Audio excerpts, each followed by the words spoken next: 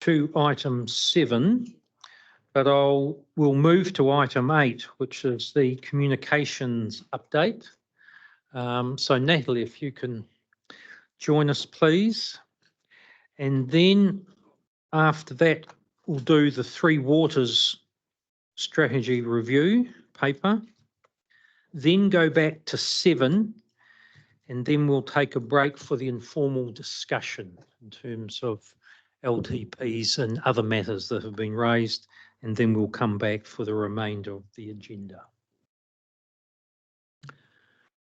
Welcome, Natalie. Thank you. Morena tātou. No questions from the previous. I'm coming back to that paper because Natalie has to disappear and Mark's been trying to reschedule his commitments. So remember your questions. Natalie. Cool. Morena tātou, ko Natalie Haysom Takuingawa. Lovely to be here today. I've met a number of you, but a few new faces for me, so really nice to be here. So you would have seen in the report, we gave a brief overview of the communication and engagement work stream that has been going on over the last few months. So I was brought on board to help with the Future Proof team mid last year, work 1 day a week to support, I guess, the Future Proof to make sure we've got a clear and consistent story being told across the nation, really. So the first action for me was to create a communication and engagement plan.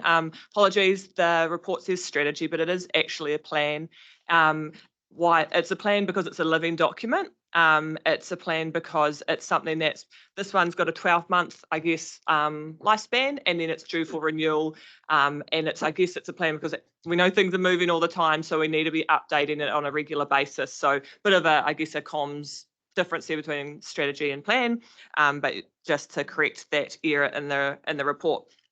So started with creating this plan last year, worked with the communication engagement leads from across the partner organisations to help develop that, so they're well across it. The plan, I guess, it's pretty straightforward. It was pretty simple. It was really focusing on getting the basics right for Future Proof from a comms and engaged perspective. It focused on partner alignment rather than looking too much into the external communication and external partners. We've focused on this because when I first came on board, I had a lot of chats with different people, as part of the SWOT analysis that you do when creating these plans. It was really clear that there's obviously all this amazing work going on in Future Proof that's been going on for a long time now, but there was still quite a lack of awareness of what Future Proof is and what it does and why it's important.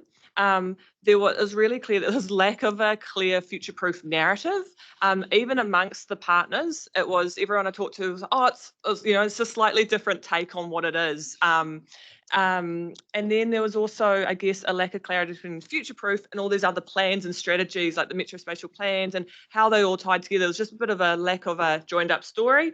I'm focusing on the lack of here. The weaknesses. There was lots of positives too. Quite a low profile, low brand recognition of Future Proof, lack of engaging comms and collateral. We'll see from the website, it had its time, but it's really in need of an overhaul. Lots of jargon and acronyms throughout reports, throughout documents and stuff, which made it really hard for, I guess, the average person to understand. And there was no really clear, I guess, it was no clear Waikato, sub-region recognition of where Future Proof, who Future Proof represents. So we did a lot of work. Obviously, supporting that was a lot of strengths, really strong partnership model. Obviously, very highly talented and influential people involved and committed to this program and committed to this partnership. So did a lot of work around that. But really, so for the first 12 months, the focus has been on those fundamental and must do, what I call them, comms items. And then once we get these in place, then we can focus on the longer term plans, and really keen to have some further discussions around what the next 12, 24, 36 months looks like. So I will cover it in the report, but the key foundational actions that we were looking at in this financial year was a brand refresh. So actually making sure we have some brand guidelines, make sure we can do some little tweaks to the logos so it can be used, and making sure our collateral looks professional and credible, etc. And then narrative, actually trying to get some words on a page that clearly, succinctly describes what future-proof is and the journey. So we have a consistent voice and story across all of our collateral and all of our partners. And one of the key, I guess, the primary channel for future-proof communication channel is the website. So wanting to make sure that we have one central source of truth that all partners can relate back to. And also, I guess, just to touch on this as part of the creation of the communication engagement plan, there was lots of discussion and I guess a obvious need for the same type of thing for the transport narrative. So there was, we've got the transport business case and we've got lots of work going on, but again, there was a lack of clear narrative about that actually explained what it is and what we were trying to achieve. So obviously, as we very well know, with the change of direction and change of policy and things that are coming, the transport narrative will change on a day-to-day basis about actually what projects are happening on the ground. But I guess there's still that long-term vision that doesn't change. So how we get there will change, and there'll be different priorities, but there's still the long-term vision that's been adopted through future-proof, through the transport business case, and really wanting to do some work around that to bring that to life as well. So you'll see in the report we have put together what we've come back with in terms of the brand refresh and the new collateral. So we're starting to see that rolled out across pieces of work. I know Karen's using it across her trackers work. And just to touch on, I think the point before around that was in Robert's report. So we did actually look at, it's obviously called Future-Proof and there's a Future-Proof logo.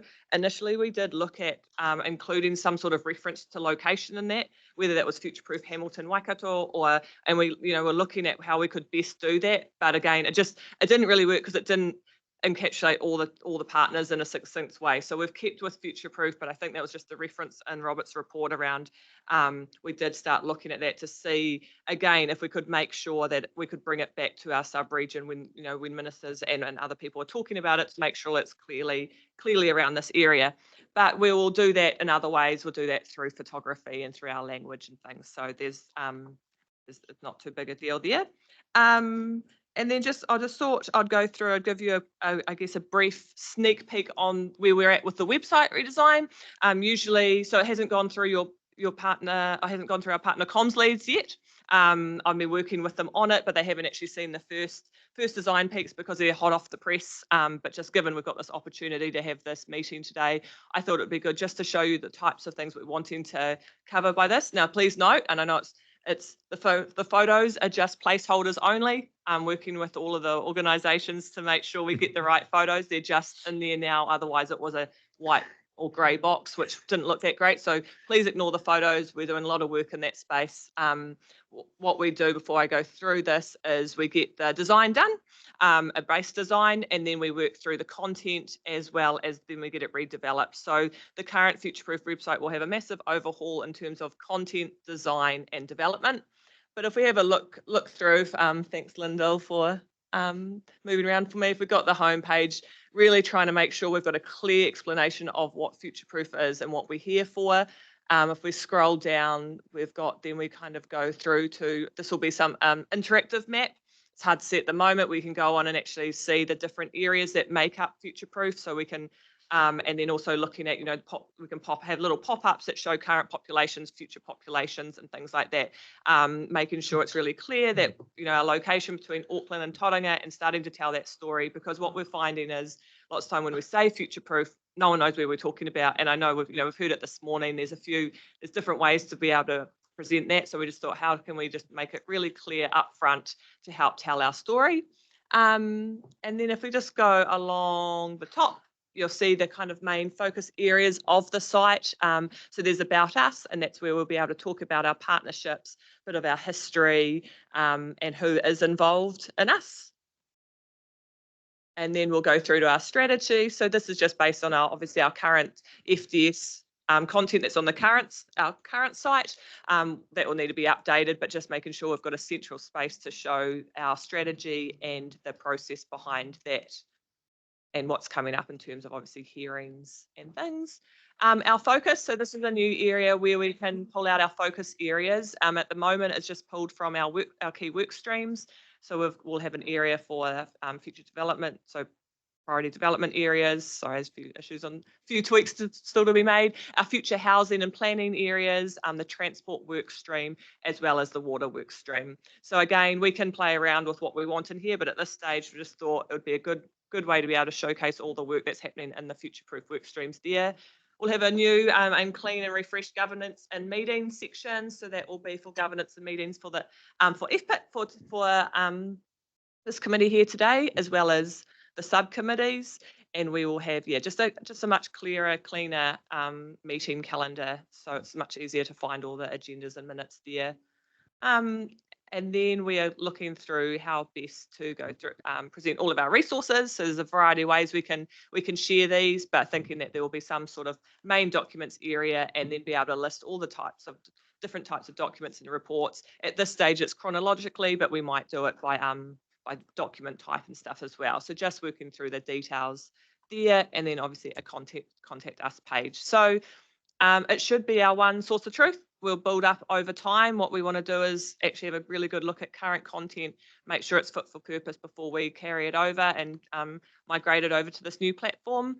And just also looking at possibilities around having a member-only login area on the site. We do battle, I know, with the different systems between the different partner organisations, how to sometimes it's difficult to share documents, particularly within the work streams that I'm part of. So we're looking at potentially using this space to have a one independent central area. Good idea. So they're the kind of the key things we're focusing on in this part of the communication engagement work program. Once we get these done, like I said before, these provide the foundations for us, so they give us the pieces that we can build on over time, and then really looking forward to actually sitting down and going, okay, what does Future Proof need from a comms and engagement perspective over the next 12 and 24 months? Okay, thanks, Natalie. I've got Angela and then Carolyn. Yeah, thank you. Yeah, thanks, Natalie, for your work on that. Yeah, it's definitely looking a lot more cohesive and user-friendly. Yeah, just on the photos. Yeah, if the transport photos can reflect where we're trying to head. So appreciate that that's a blue bus. But if we could do one of our fast and frequent city routes to reflect, where we do want to head. And then also, are you talking about attachment 2? Is that separate? No, we're talking about everything. Oh, sorry. Yeah. And attachment 2 will be the summary of Future Proof, the narrative. Yeah, what is Future Proof? Yes, you can talk to that. Yep. Okay. Yeah, just about achievements to date. When you mention what we've done, I think it's really important to put why we've done it as well. So you've done it for a few of the points, which is really excellent. But just around just in the current political environment for interregional rail, I think it's really important to state why we've done it and what it unlocks in the way of potential housing, unlocking economics, resilient transport network, etc. Just adds to that case that Future Proof does support it, and we need it to continue. So yeah, but yeah, excellent work. Thank you. Thank you. Okay, I've got Carolyn, Liz and Sarah in that order. Thank you. Certainly the brand refresh was necessary and looked great by and large. Just to be clear, and excuse my ignorance, but this has been implemented and is out to the public. We're essentially being seeing this retrospectively. Could somebody clarify for me, we seen this in advance of it actually being floated? Or is any councils fed into that? So it's starting to be rolled out, the brand. I know we started to use it in the PowerPoints and things like that. Okay, because I just do note as a minor error, my name is spelled incorrectly. Okay. But more importantly, but more importantly, I do note in your conclusion at page 39, the focus around being leading urban growth partnerships, and to give recognition to once again the fact that we have rural provincial councils in this partnership as well. I just strenuously suggest that be captured. Yeah.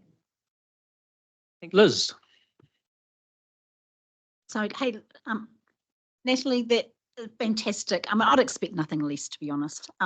So, you know, you're great at what you do, and I can see that, yeah, the work that you've, you know, what you've come back to us with is to a very high standard. So absolutely no issue with it. My question is actually to Robert, probably.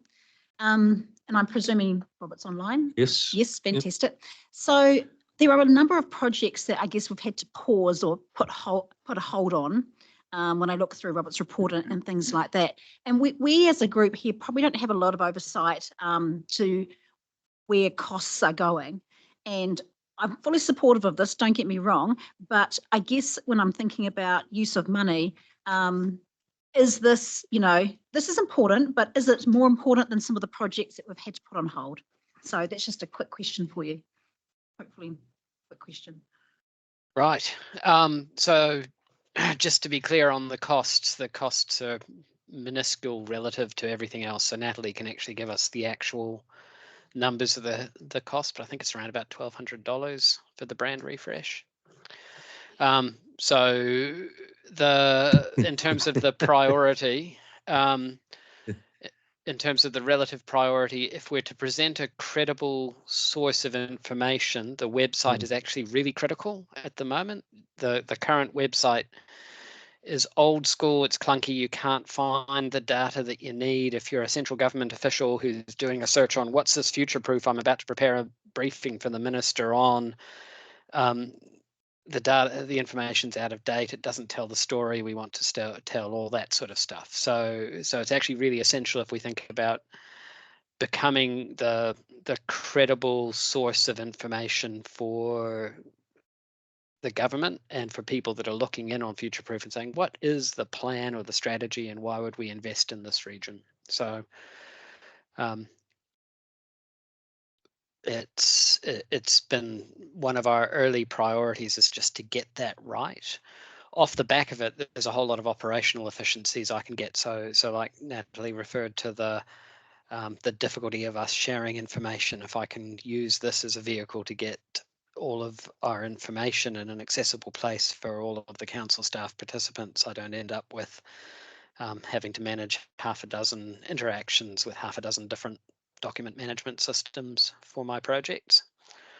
So yeah, I think it is important. We've kept it really tight. We certainly haven't over-egged the budget for our comms advice.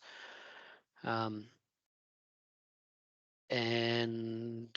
the projects that we're deferring at the moment because of lack of budget are being deferred because of lack of government contribution.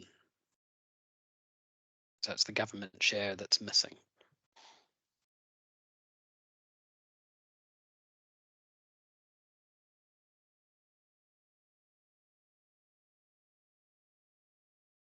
Hang on, you've only got a green on, Liz. Yep. Now you're right. Robert can hear you now. Okay, sorry, Robert. Look, that's a really great answer because I guess a lot of this information we may know around this table, but our ratepayers, obviously as leaders, we're always having to be accountable to our ratepayers. So I think that description, that analysis is really helpful for there's often a lack of understanding around the financials. So yeah, really appreciate that. I guess going forward, I think it is important. There's not a lot of visibility around financials around this group. So I'm just kind of raising it. We all contribute as councils, but we have a lot of reports that do come out of and a lot of consultants that we use. So I'm not suggesting we need to have a massive piece of work committed around that, but just maybe a little bit of oversight would be very helpful from time to time. Yeah, the current oversight is provided by the Chief Executive's Advisory Group. Every meeting they get a copy of the budget, expenditure, the whole 9 yards. So did you want to add to that, Robert? No, that's correct. So we can work with the chief executives over what's the right way of reporting that information through to here. Now I've got Sarah, Mayor Jackie, Mayor Adrian, Bruce, and Angela in that order. Okay. Mayor Jackie then. Okay, thank you. Yeah, we got Adrian here. Thank you, Natalie. I really like your work. obviously, really good value for money, because I'd have 3 of you, and that would be helpful. So honestly, I don't mean to be pick at your work.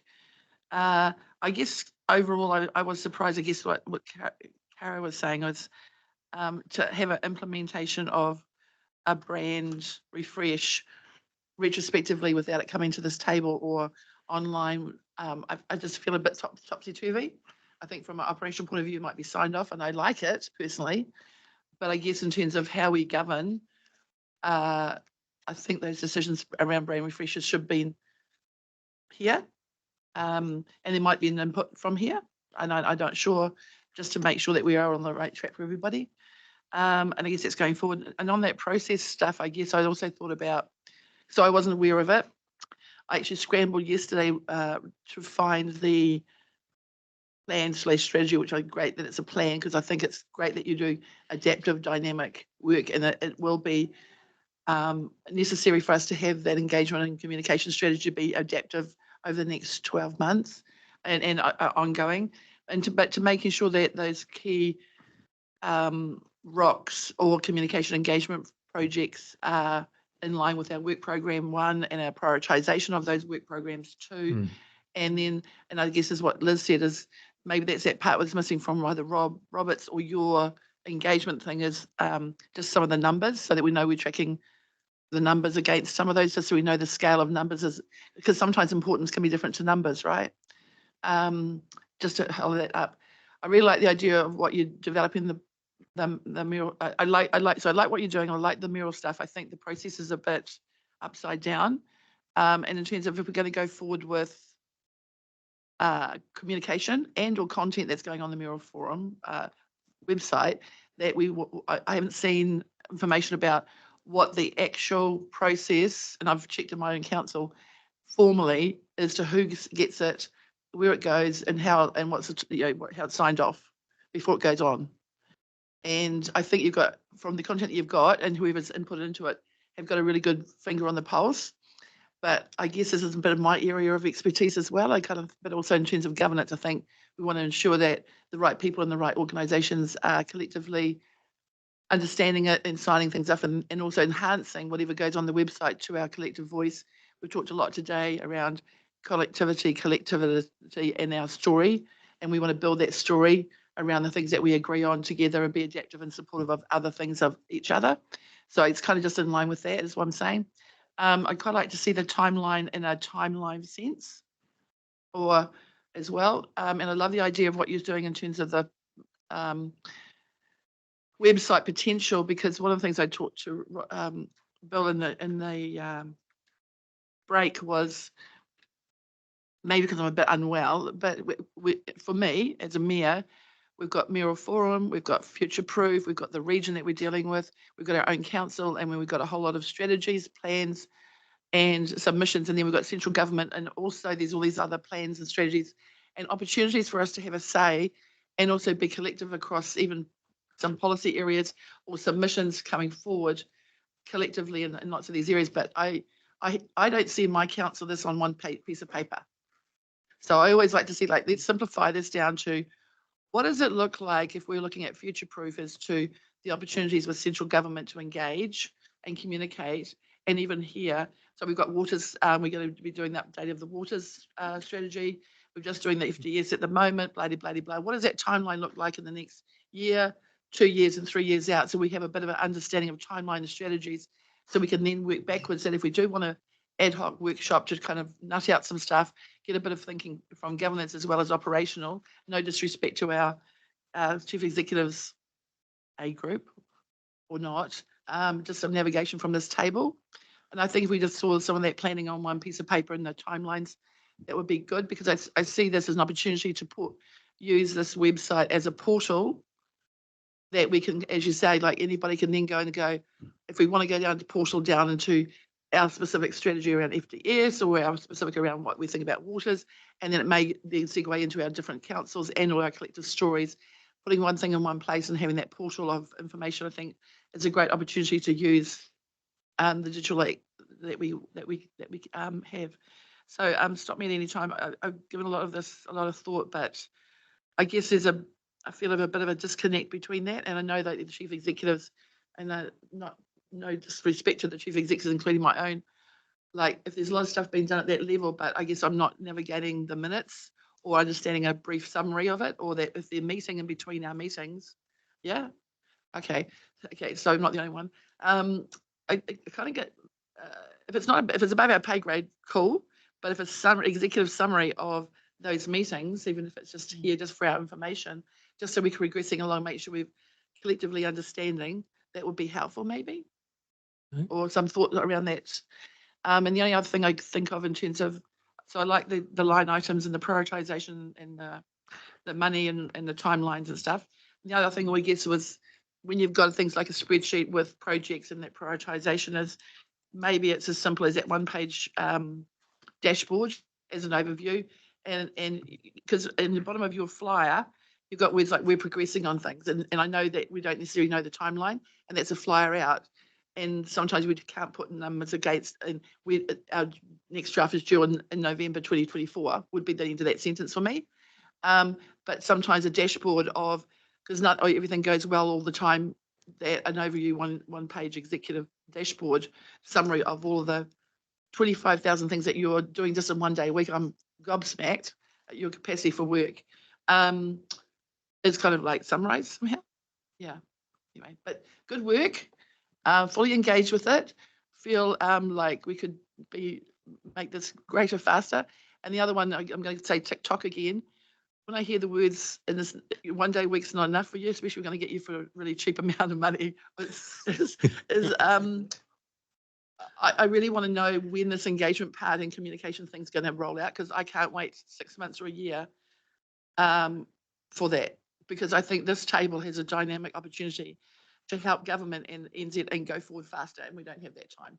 And I don't know what that looks like, but that's just my personal impatience. But also we've talked about it a bit about how do we adapt some of our stories now and faster, and what does that communication look like? Just before I go to me, Adrian, quite a bit in there. So I'm just going to suggest, Robert, that you and I and Natalie have a session and work through a number of those matters, and then what response or how we consider or deal with them. Yep. Perfect. Okay, Mayor Adrian. I personally didn't have a problem at all that we weren't involved in this, because we are busy doing what we're doing, and we have experts in the room that know what needs to be done. The website needed updating, what it's there for. You know, we want to have it concise so that people look at it. Who's going to look at it? It's not always just, not necessarily going to be the general public. Some will look, but the key people that are looking at it are the people that we're engaging with specifically. So I really like the messaging. Obviously there'll be things to tweak along the way. I don't have a huge problem with it in that sense. I agree with Liz around budgets, that we perhaps need to just have a little bit of an oversight around what we do in this space and what it costs, so that we can actually answer if somebody says, well, what does Future Proof do, which this website's going to talk to? Oh, who funds it? What does it cost? You know, so yeah. I just reiterate that I'm a keep it simple, stupid person, and I like the messaging. It's got to be there for the people that need it and for us to talk to it. So yeah, let's not make it too complicated. Thank you. Thank you. I've got Bruce, Angela, then Sarah, in that order. Yeah, so thanks for your great work. This is just a minor editorial thing. It's really difficult to keep websites up to date, and the draft has quite a few things in it in relation to the current members, which are obviously out of date. And I'd make a plea too for the mention of the alternates, because alternates are people sitting in no man's land, and they actually often end up doing a lot of important work to keep this process going. So if we could have the 4 alternates mentioned as well. Thank you. Fair comment. Angela. Yeah, thank you. Yeah, just on the Future Proof Public Transport Subcommittee, and just wondering how that sort of fits into where we're heading with the website as well. If you could maybe just do some thinking around how that would be reflected as well. Yes, and again, that's fair comment, given it is a subcommittee of this committee, and obviously has a very clear role and relationship back. So fair comment. Thank you. We'll follow that up. Sarah. Thank you, Chair. Thank you, Natalie. Lovely to see you again as well. And I mean, I'm really happy with the work that's here. I had just had 2 questions. One is there was like a 2-pager kind of summary of future proof, and it said we have enough zoned land for the next 30 years, but it's infrastructure that's the issue. But just wanted to qualify that a bit, that we are in Hamilton, for example, needing more industrial zone land. So it's not fully the case, I think. And the other thing was, I was interested, this is, I understand, largely for those who are already kind of engaging with future proof. So is there what are your thoughts in terms of future engagement if we have the resourcing to do it with the wider community? Is that kind of what would be the ideal there? Ideal. So good question. So you're right in that this comms plan, comms engagement plan, does focus on the partners and those that are working with us already, that have a bit of an understanding. But it also, what it's trying to do is, when I say that narrative and that, that why, trying to be really clear on, if we can get the why right behind future proof and what we're trying to do in our long-term planning, then that provides a why for a lot of the on the ground projects. So so if we're digging up a road and people are like, why are you doing this? Road is probably a bad example to pick on at the moment. I shouldn't have gone there. But if there is something happening, in the city or in the regions, and then people are like, oh, what are we doing here? Why are you doing this now? Then the work we're doing in this phase still does provide that why for those projects, so it does have already a little bit of community, the wider community good with the work we're doing. Ideally, I think that going forward, it's becoming clearer and clearer that with communication and stuff, it's nothing new, but we have to get that why out there for people and the rationale about what we're trying to do, and get people out of the then and now, what they see right now, and the issues that we have and the challenges we have as sub-region, as cities, as districts. So I think that it will be like stage 2 of this plan, without haven't done a lot of thought into it, will be around how can we push this messaging out wider, how can we get more tools. If money wasn't an issue, we would have more tools in different ways. So we would have video, would have a lot more infographics, would have lots of different ways to be able to communicate our story. I'm very aware that it is dependent on budget and we can't do it all, but I think the more we can tell our story and what we're trying to achieve for the future of our sub-region in different ways that can therefore land well with different people, that would be the ideal. So this provides the foundational work, and we just keep building on it over time. Yeah. Thank you. No worries. If there's no other questions, I'd just like a quick couple of comments, and I'm just picking up Bruce's earlier point, because I think at the end of the day, the credibility of the website, for example, is also dependent on its timely updating and all of that. So it's between Natalie, you and Robert, just making sure we have the mechanisms to actually do that in that timely manner. Because one frustration, you go onto a website, and I'm not saying the future-proof one, but and the information's out of date or incomplete. So I think that's key.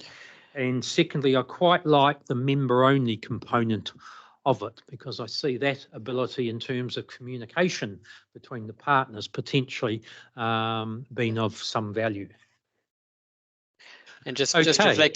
reflecting, Bill, on, and to provide some assurance on Councillor Thompson's point around around the statement around land, that was prior to us having received the final version of the HBA assessment, which, once it's finalised, is likely to change our understanding and what we communicate in terms of our available industrial land and housing land capacity. That report's not been finalised yet. So when we get it, we'll be able to formally change what we say in the text. Okay, there's no further questions. Anything else, Natalie, in terms of summary? So yeah, in summary, thanks so much for all the comments today. That's been really helpful. And I think that we'll definitely catch up to look at process from the future-proof operations point of view. But also it is really important, and like to touch on, your points, Jack, Mayor Jackie, is that you are the biggest ambassadors for this, for future-proof. So we do need to make sure you are involved and kept up to date with key messages and what's going on. So I think in addition to Councillor Thompson's kind of question about what next, I think it's, like we said, once we get this basis in place, how can I make sure that you're provided with the messaging, so if things do change, you've got the most up-to-date messaging to share with your partners. So really understand the value that, and the role that you play in the success of the, communication around future-proof. So we'll keep that communication lines open as we go forward. Okay, there's nothing further, and I'd just like to reiterate, Natalie, in terms of the compliments around the table, in terms of the quality of the work. So well done, thank you for that. Thank you. And you and I and Robert will gather in due course in terms of moving some of the matters that have been raised today forward. So thank you. Thank you. Kia ora. So on that, Robert, it's gone again. Robert, did you have any concluding comments just in terms of comms? Nope, that was fabulous feedback. Thank you. Okay, thank you. If I take members to page 38, there's a recommendation to receive the report, and obviously there'll be more information coming back. It's been moved by Carolyn, seconded by Mayor Adrian. There's nothing further. I'll put that. All those in favour? Against? Carried. So now we'll move to item 9. Welcome, Mark.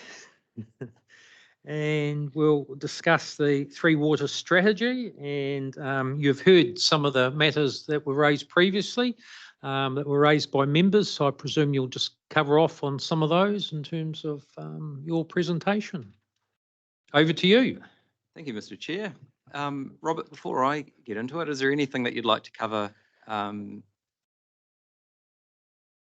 Oh, yeah, okay. Just a brief introduction to this piece of work. So this is a piece of work that the chief executives asked us to put onto our work program. I think the funding is kind of dealt with in the paper. So it's funded through contributions the partners made some time ago around developing a strategic approach to Three Waters management across the sub-region. So this is using that funding now to move forward with that work. The focus for me as future-proof and thinking about what we need to do is to try to answer that question that our iwi partners are asking us, to demonstrate how future-proof is giving effect to that key transformational move about the river being at the heart of all our planning. So this strategy for me helps to answer that question and will be able to inform the next iteration of the full future development strategy in 3 years' time.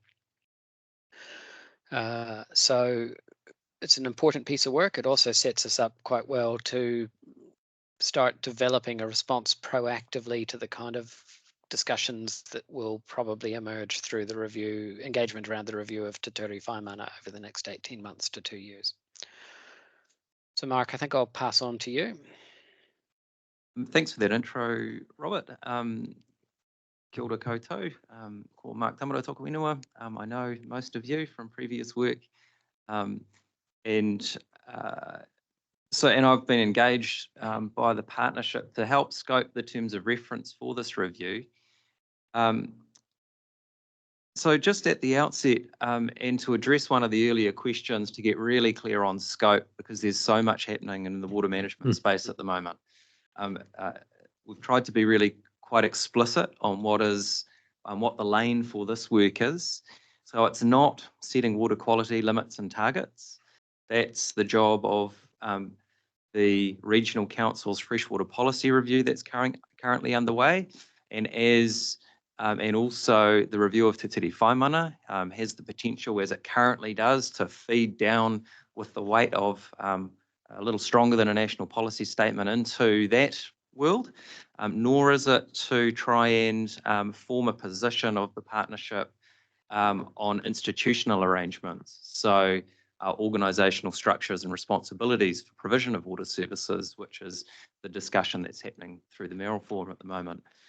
The intention is, irrespective of who is responsible, how does the sub-region intend to go about achieving those said water quality outcomes, given the challenges providing growth enabling infrastructure at the moment? And also dependence on access to water that the sub-region's agricultural sector is dependent on. So the process of preparing this was, we started with some interviews with representatives of all the partners and a few stakeholders as well. I think the summary of initial engagement from that process is attached. We prepared the draft terms of reference in consultation with those same people, drawing on the material from that. It was overseen by Robert and the chair of the Waters Working Group, Jackie Collier. It was then endorsed by Ngā Kara Atua o Te Waka and the Waters Working Group, Chief Executives Advisory Group, just early this month, and now is before you.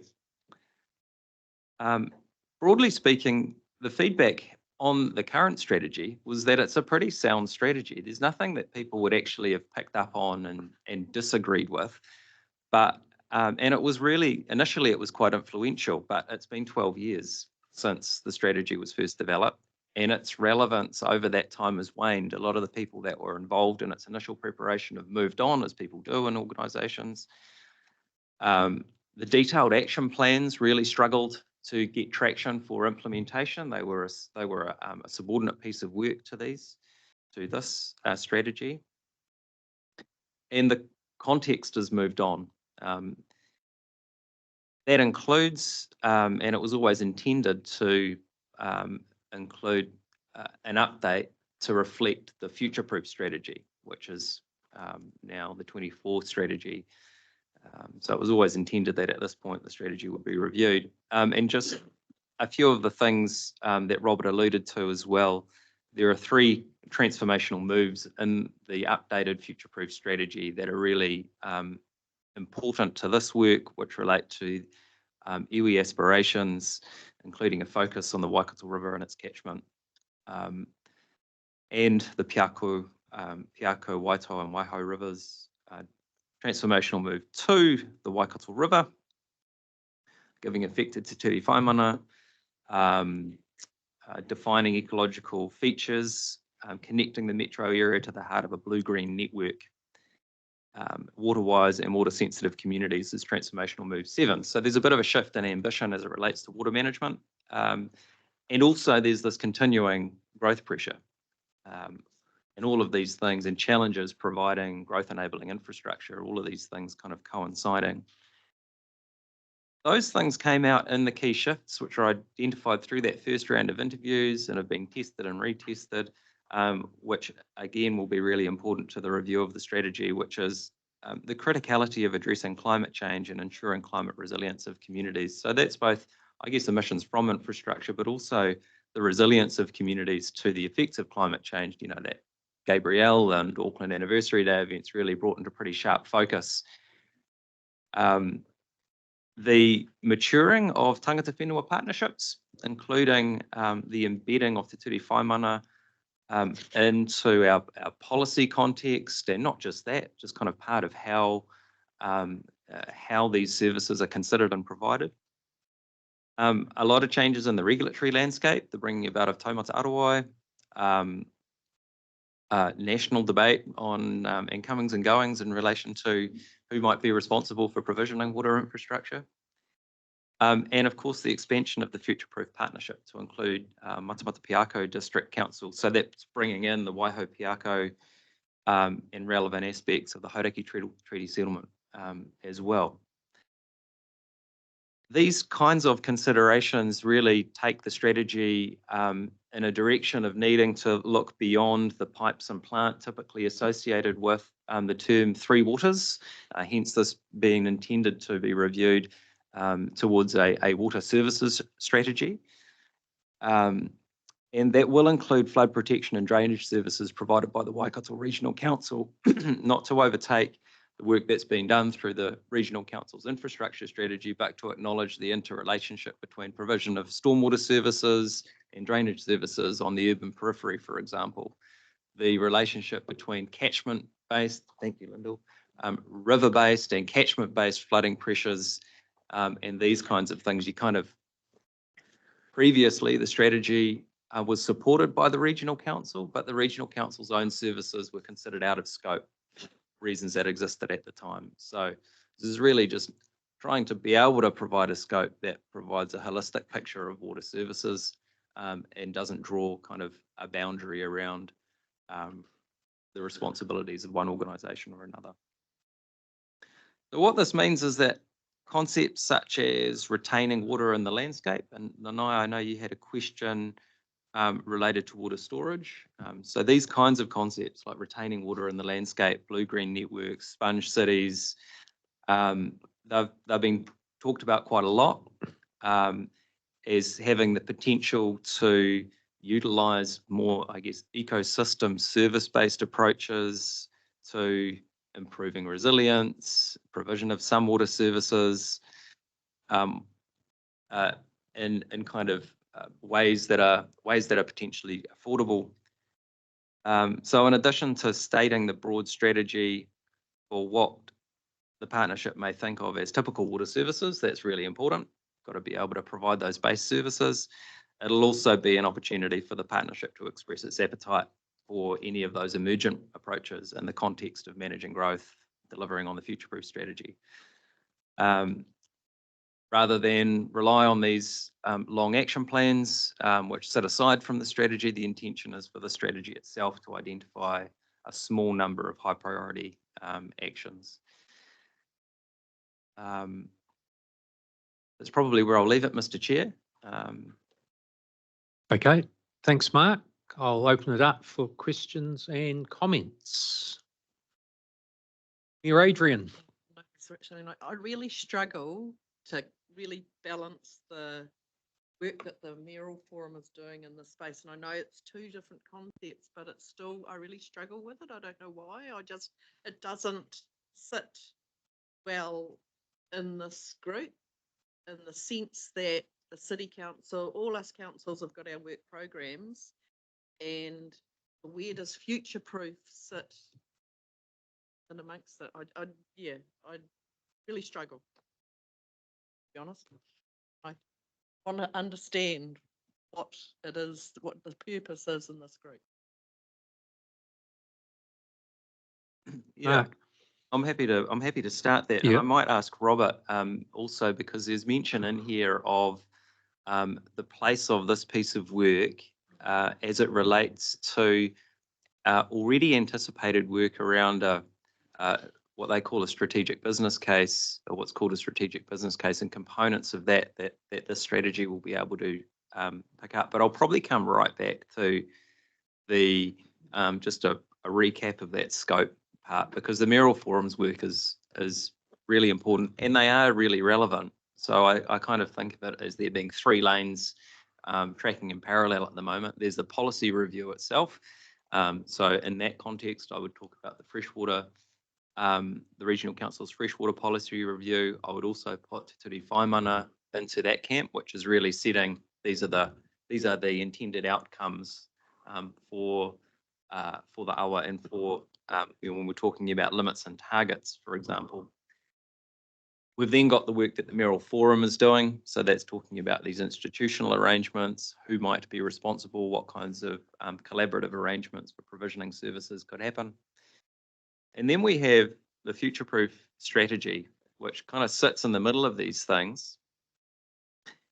And the intention here is to really say, look, as a partnership, how do we want water services to be provided within this sub-region, irrespective of whether it's a CCO or individual territorial authorities, but given the limits and targets or policy context that need to be that sit over these things, what is it that this sub-region will wants its water services to look like?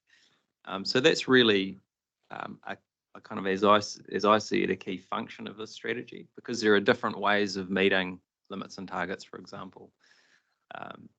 And Robert, perhaps you'd like to talk briefly as well to the, as it relates to some of the things that were intended to be met through the strategic business case that this work may take up.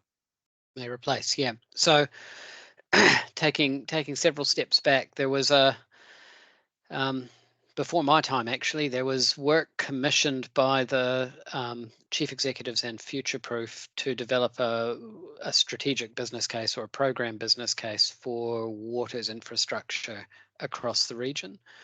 That work advanced as a series of technical studies, which are still being finalized, but we're dealing with things like when we're thinking about how we grow and change our cities, how do we think about restoring and protecting the river network, the stream. So what does that say to our design of our urban development principles?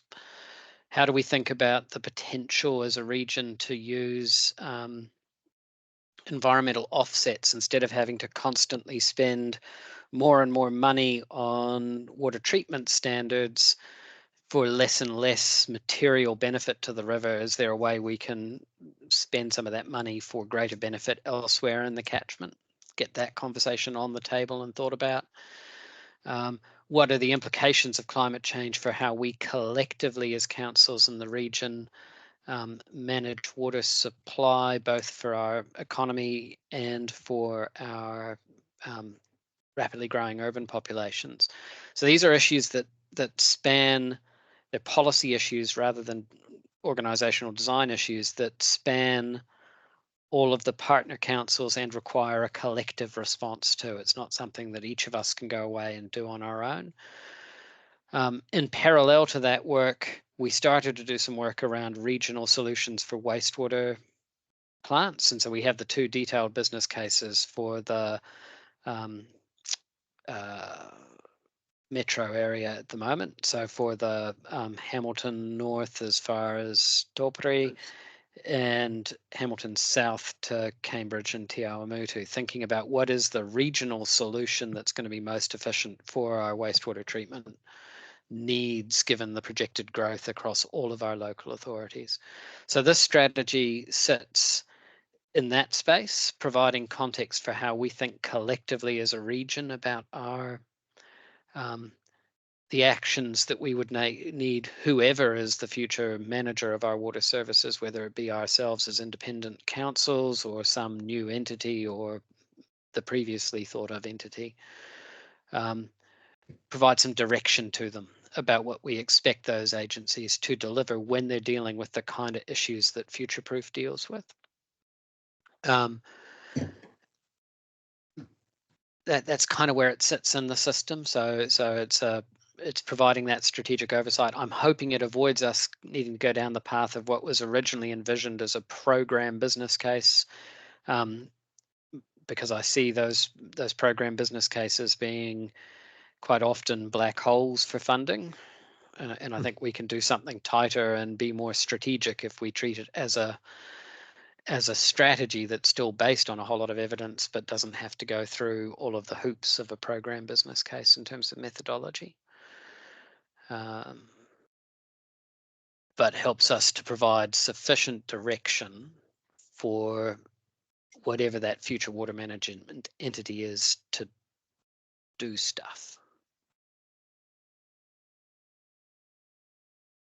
Sorry, I ran out of brain. My COVID got ahead of my sentence. So That'll do. but before I open it up, Robert, just in picking up Mayor Jackie's earlier comment in the meeting,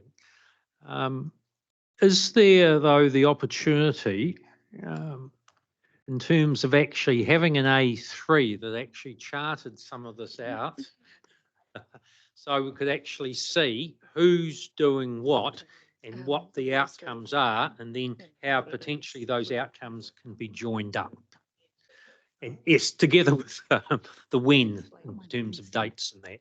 I just think in terms of having some of that clarity, because, you know, if there's questions around this table, I'm sure as anything, there'll be questions beyond here, and it's actually having quite a simple mechanism to outline what essentially is quite a complex arrangement, looking at a range of aspects in terms of water.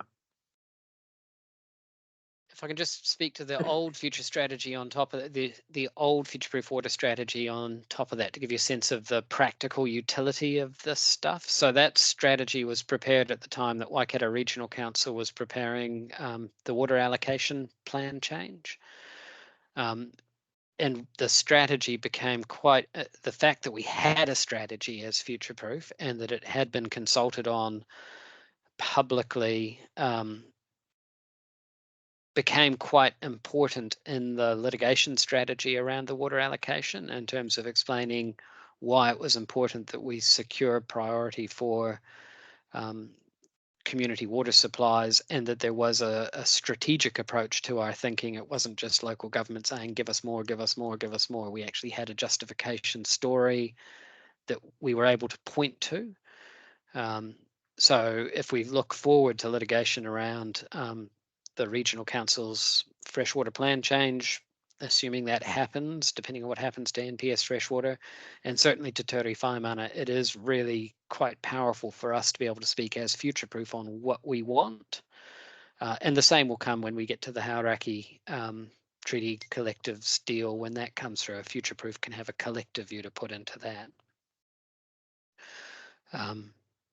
So we are kind of setting ourselves up to be able to speak collectively as one voice into all of those statutory processes that are coming down the line at us. Okay, now I've got Sarah and Liz lined up for questions. Thank you. I was just going to say, Robert, I mean, you're sick at the moment. Are you all good to keep going with all of this stuff? Because I'm going to have a big long nap. Delay your recovery. I'm going to have a big long nap when we're finished. Thank you. I was just, I suppose, also trying to get my head around the strategy and how it just links in with other documents. So does this sit above the regional policy statements? Would it sit, I guess, as a guiding document for then business cases we do, like, just to understand what stuff it influences down the chain? I can feel, and one of your executives has already texted me saying, I feel like you need to do a big A4 that picture of how it all fits together. So this strategy it sits as an input into our next review of our future development strategy, in terms of those design principles that we reflect we want to see in new urban growth areas. It sits as a strategy to inform the development of your detailed business cases for the particular pieces of infrastructure kit that we might need to think of. So if we think about water storage as probably the next presenting example, having a collective view on what is the issue and what are the best ways of responding, or strategic approaches to responding to water shortages, creates a really good, strong strategic context for a regional discussion about water storage infrastructure, as an example. And then it sits as a key advocacy piece and part of my evidence trail as future-proof, when you start submitting to the review of Te Whaimana or the review of NPS freshwater plan change, to say, here is a considered evidence-based collective view of the local authority partners in future-proof, or of the future-proof partnership as a whole, ideally, on what is the best thing to do in terms of managing water in this sub-region. Okay, thank you. I'm running out of brain too, but that's that's helped me to kind of clarify where this sits and its purpose. Thank you so much for that. Is it, and just in terms of like opportunities for input, what does it look like from here in terms of input around the table? So what we're looking for today is endorsement of the scope of the strategy. If we get that endorsement, then we would go into the process of actually building a project team to deliver it. And this group would be heavily engaged in the development of the strategy from there on. If you're of the mind to just hold back a little bit, then we would do some more work and respond to some of the questions you've raised today and bring it back for your endorsement in June. And then we would commence procuring a team and getting it set up to be done. So I'm in your hands really on that. But as a strategy development process, it would be very much, it needs to be steered by this group. So at all the key milestones along the way, we would be looking for direction and thinking and testing our thinking with you. Okay, thank you. Hey, Liz. Thank you, Robert. This is not an easy one, I think, because it is very topical right now, and I feel like we're all in a bit of a state of flux as to what the future might hold.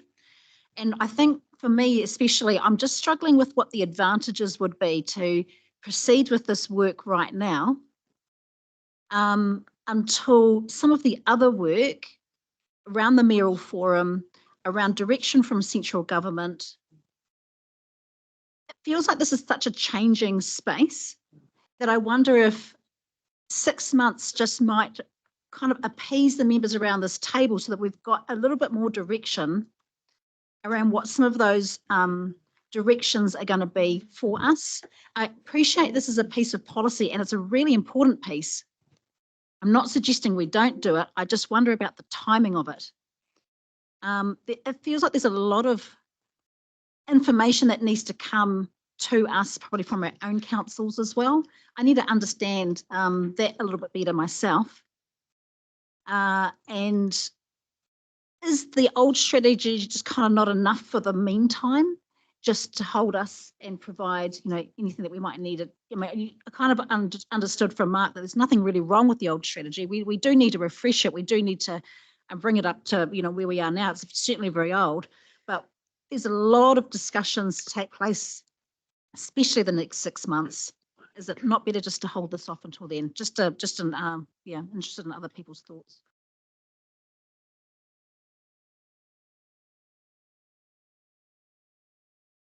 Would you care to comment, Robert? Well, actually, I think this is where the conversation and direction comes from the committee. The risk of deferring it is probably where I would focus, which is, I know that the first bit of, and I'm looking more at the external policy stuff than the alignment with the mayoral forum work when I answer this question. Te Ture Whaimana, public engagement will start in probably July, August for their first round of engagement. It would have been nice to be able to say we have advanced with this work, and that we start to articulate, use some of the early thinking from this work to articulate our input into that review. But it's not fatal, because you're not going to see a draft vision and strategy until the middle of next year-ish for formal engagement. So there is I suppose I'm talking my way into the risks of not embarking on this work immediately are not high. It's just would be nice to get it underway and to have the certainty over the team and the people that will be doing the work sooner rather than later, rather than waiting for 6 months and then making a decision and then going through a process of accumulating my team. So I'd kind of like to get the scope signed off and the team in place, even if we delay the starting, because otherwise I lose another 3 months in that project delivery space where we get people seconded into project teams and stuff like that. Okay, no, thank you. Mayor Jackie. I'm trying to get my head around what you said, Les. It's quite a good thought. If I go with the simple things first, and then I'll come to yours, because half my brain works on what you said. I guess on page, I think it was 85, it said about these may come and be considerations, which was, I think it was 85, yeah. Top of 85 on 2.18. Picture may be clarified and these matters may include, right?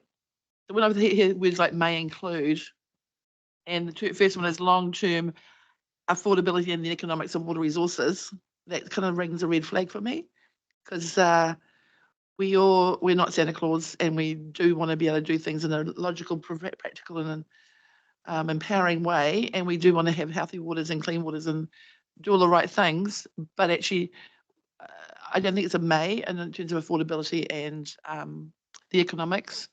So I think just kind of feeling the scoping that's a little bit low. I didn't do a word search on affordability or the economics in this Word document, but I would have normally have done that if I hadn't been sick, just to kind of see how many times it came up in your scope. But those words I think are really important in terms of our outcomes and to be practical. So it's not my first sort of genre of topic. And the second one would be, and it's a bit of a lead on, I guess, on page 87, 5.4. And I actually agree with this in terms of whoever was advocating for this at the time, in terms of your stakeholder group, is the services anticipated a demand.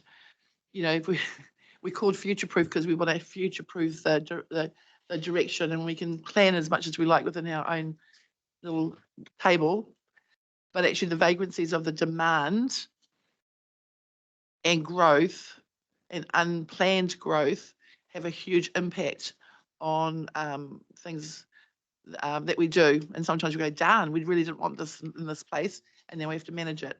So I really I just kind of like to, in the scoping, to be really a bit more cognizant of the fact that planning is only one point of it, because I guess the thing that I really like your scope, the focus of the scope. I really think that's very thorough in lots of areas. And I guess this just segues into when I looked at the stakeholder group, I didn't see those, for example, you talk about wind industries, but I didn't see any, not one developer. I didn't see even the Chamber of Commerce in there. I didn't see the Infrastructure Commission. I didn't see Federated Farmers, or whatever a rural advocate might be in terms of the practicalities of what we're talking about in terms of the scoping. And I know that the people on that page of the stakeholders would perhaps understand some of these pieces some of the time, but I don't think they're necessarily the experts in these particularly key areas, and also segues into the vision of demand-led growth and the practicalities also of a sustainable working model for the future. And so therefore, I think the scope's a little bit limited, and the opportunity to add to that early on would be, I think, economics, rural economy, even those big wet sectors, even if it's just industry body feedback, I feel would be helpful. Other than that, I'm fairly comfortable with it. I think it's quite thorough. Other than those concerns I've got, I guess, around what you've done. In terms of what Liz has brought up, I kind of think it's threads of the same coin, and that's why I really wanted that all these things have been on one piece of paper, because there is some moving parts that are impacting each other, and it's also a bit confusing. And if I'm feeling confused, even on a sick day, on a good day, I'm probably still confused in this space a little bit. If we're not absolutely clear from a direction point of view what those things are, where all these different pieces of strategy, plans, ideas, opportunities are, then how are we going to make sure that the story in our future proof, or the story in our councils, the story to our ratepayers and citizens is going to be in that. So a bit more clarity about how these things work. I think this is a thread that we could progress it. We're not going to die in the ditch around it, because I think some of the things I've seen in this are quite fundamental to the general area of a scope. And then we haven't missed too many of the pieces that in the scope that in the water space that we haven't missed any, I don't think. And therefore, as a scope to progress slowly with those other pieces of work, I think is probably a good thing, because otherwise we could be 6 months down the track and not be any further ahead. And I think they want them to come together in one space where we can actually see them lined up, or have an apex of a decision making of some sort, based on the scenarios. And this piece of work may help that. And I guess the only last part is when we're talking about things, I'm always skeptical a little bit around, because I worry about them from a conservative financial point of view, not from an aspirational point of view, is when we look fundamental shifts of our philosophies, as an example, like the urban waters example. I kind of would like to unpack that, because what I hear when I hear those words of fundamental shifts or modal shifts and those sorts of words, is what I hear is cost. And I'm not necessarily against the directional change, but when we got the affordability lens and cost, and over time, what is the implications of those words when we just throw words that are very powerful and aspirational and may or may not be the whole politics of the whole sub-region into a scoping document? Have we truthscaped stuff like that, if they mean doubling a cost? Because this is what part of the problem, I think, in the waters is we talked about, we want healthy waters, we want aspiration to clean the river and all these things, but I don't think anybody in NZ Inc. has really gone, and we want robust infrastructure that's fit for purpose and good quality, as Paula always advocates for, which I agree with her. But no one actually talks about how much each time we add an aspirational modal shift or consent application or make those things higher bars, how much actually more does that make on the pocket of the people that pay, which is actually everyone in New Zealand. So I'm just not sure what those things mean. I think the scope's really good in the rest of it. So I'm kind of pretty okay about going forward without us dying in the ditch that we're going to make decisions on it. Thank you. Mayor Paula. That was such a lot in that, Jackie. Yeah, thank you for this. I'm probably in the camp of not really seeing that it was a strong risk of it, but with all that's coming out with water, I'm probably thinking small delay to June, when quite a lot of outlets. But just in terms of the scope and picking up on Jackie's comments about environment, about economic, when I look at the 4 bullet points before the transformational moves, I think we would need to be more explicit in the way those are expressed these days than those which were general. I know they're general overarching, but when we talk about providing the strategic direction to meet anticipated needs of future proof, I think we should be specific to add something to the effect of including the development of affordable housing and including to enable more, or, you know, and that doesn't really matter if that's in Waipa, Waikato, Matamata, it's just around be really clear here what we're after, just making sure to get Auckland up the road is our water.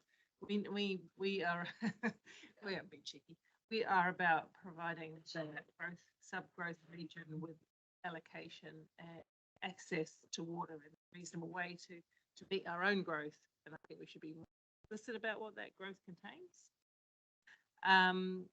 The other one I thought about is in terms of economics. I absolutely agree, and in terms of this wise use of water, I think there again we need to be really explicit. We're going to be put under an economic regulator shortly, and when we are, the ability to prove that that's the best economic use of water is going to be upon us. So therefore, this scope should pick that up and reflect best economic use of water.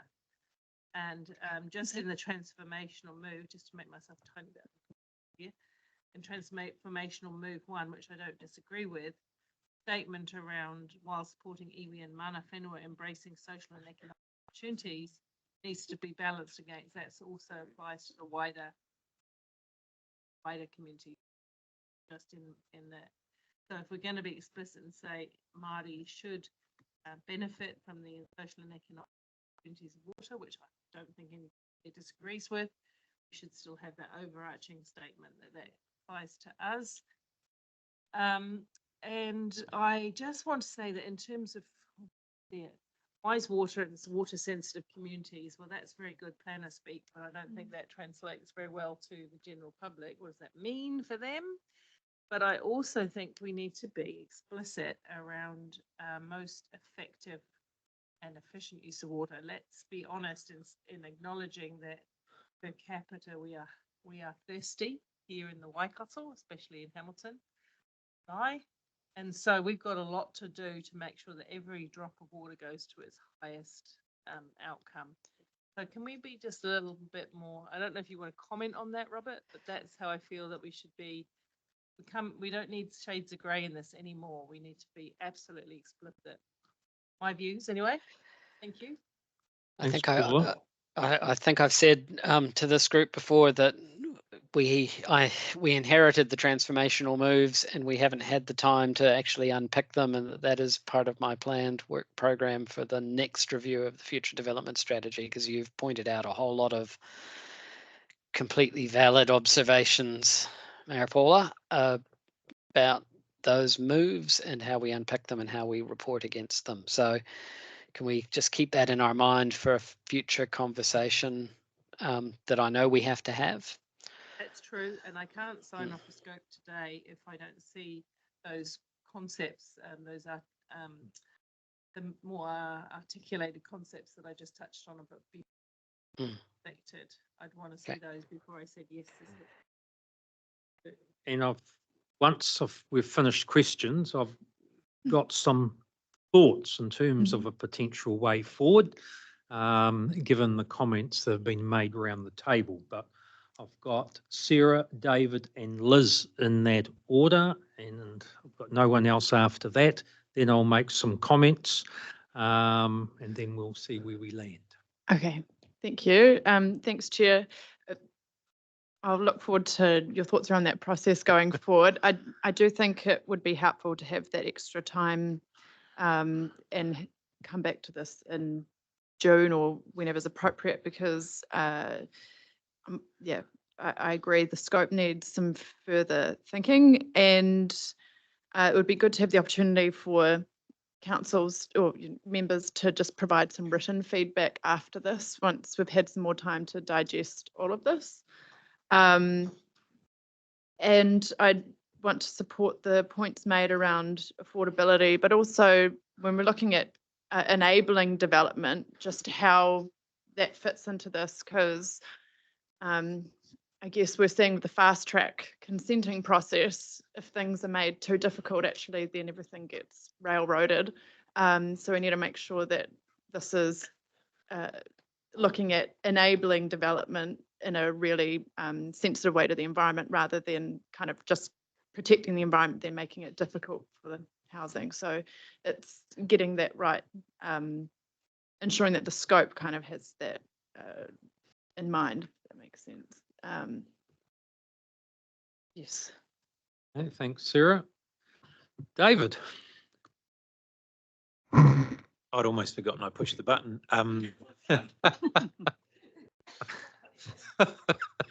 Initially, I pushed the button because I was simply going to try and reinforce Robert's comment about the value of these strategies, these interregional strategies, when you are doing a piece of legislation. So I worked for Robert. I think I worked for you, Robert, when we were doing the water allocation variation and arguing in the High Court for priority for district councils. And I can verify Robert's comment that actually having that cross-regional strategy that said this is of critical tactical importance, strategic importance for us, was one of the few things we had to hang that on, because there were a lot of naysayers. So really, really important. The other thing subsequent to Mayor Paula's comments, I just want to say what she said, because not only have you got Te Whaimana, you've got fast track legislation coming at you in the background, and I would say sooner rather than later, you've also got the Regional Investment Fund, which Shane, don't forget, Shane Jones was at $1.2 million. That's going to be heavily focused on resilient infrastructure and infrastructure that can increase productivity and growth in regions. So whilst I have some sympathy for let's take some time, I would also say let's take some time quickly. Because those are really important signals when you are trying to say water, 3 waters, 4 waters, whatever kind of waters you want to call it, are critical enablers of economic growth in this region. And to Paula's point, I work for transport, but our collective feet will be held to the fire if we can't demonstrate we're not making best use of the water we have, let alone the infrastructure investments that we want to make. And that's our opportunity, I think.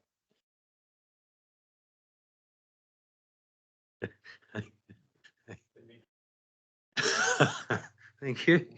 Liz? Yeah, hey, look, Jackie, Paula absolutely endorsed the comments that you said earlier, and I agree with Sarah that I think some written feedback, so we're really clear. And I think a lot of what you've said, David, needs to be incorporated in there as well. This piece of work could be outdated as soon as it's completed. So leaving it and delaying it just by a little bit, but still meeting those really key deadlines is probably our best foot forward. So the cross-regional strategy is crucial for all the reasons that we've talked today about, but constant right now is well, change is our constant. So if we can just slow it down a little so that we can kind of understand our environment, I think that just might be, you know, our way forward. So I have no doubt, Bill, that you're going to come up with a really good idea and you're going to propose something along those lines. And that's pretty much all I wanted to say. Thanks. Thanks, Liz. Before I say my piece, Robert, 'cause I just need a wee bit more info. In terms, if there was some phasing in the terms of reference,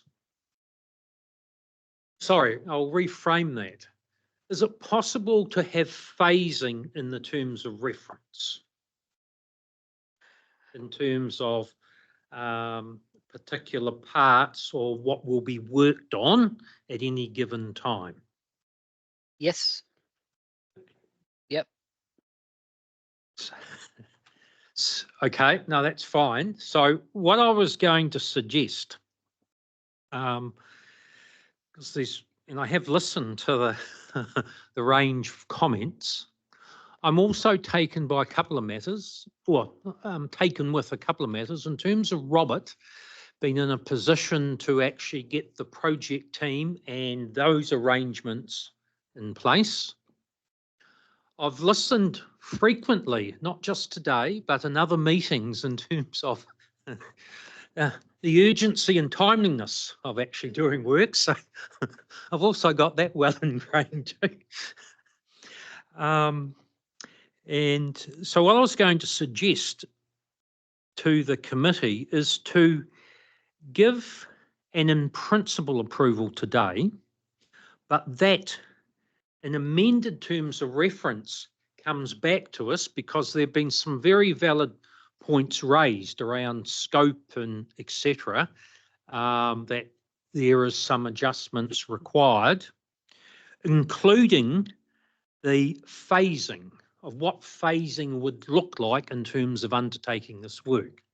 Because there may well be, and I'm just hypothetical situation here, things that could be got on with at this point in time, but not compromising then what may happen in 3, 4, or 5 or 6 months' time. So that's my suggestion. But I think it is important that there are amendments to the terms of reference, and we don't need to wait for 3 months' time to our next meeting. We could actually have some email traffic or whatever, or a Teams meeting to actually consider the any amendments. So before I get discussion on that, Robert, I'm just interested in your views on that approach. Absolutely great idea. I think I was texting you that sort of suggestion as well. You have indeed. So I think we can certainly go forward with refining the terms of reference, and we need to, based around the conversation we've had today. I think there's the need for us to more clearly articulate through an infographic or a picture or something how this relates to all those other pieces of work that we've talked around today, and that's a piece of work we can get on with immediately. And I am interested in the idea that was floated of starting a conversation with some of those key stakeholders that aren't local government, central government and iwi about the scope and what issues we thought we might want to cover in this strategy. So I'd like a bit of time to go away and think about those. So your idea of phasing allows me to put that on the table in a subsequent conversation before we finally sign the thing off in June, hopefully. Hang on. No, you can't hear you. Try again. No, we've still got a green. So just what Sarah said around, so part of that can be the timeline around that written feedback. So we know, we can just go, okay, we've got 2 weeks or 3 weeks or whatever to a month, whatever. Can I give you, if I give you a month, you'll not get round to it because you're so busy. So I'll give you 2 weeks. Shall? Yes. Yes or no? Yeah, it's keeping Make it- things moving. Yeah. Yeah. Or whatever Sarah thinks, I think, yeah, she's on the timeline. Oh, hang on, we've still got a green. You're right. Yeah. Right. Thanks, Chair. Would an online, like we talked about, interim online catch up, would that maybe be valuable for us once feedback's received Yes. and things for us to then Yeah. have another discussion Yeah. on this? I'm wondering if we could have, well, if other members agree, just an adjournment, just we can, I guess it gives time to work through wording, but also just to have a think about what's been discussed. Is that, would anyone be opposed to a 5-minute adjournment?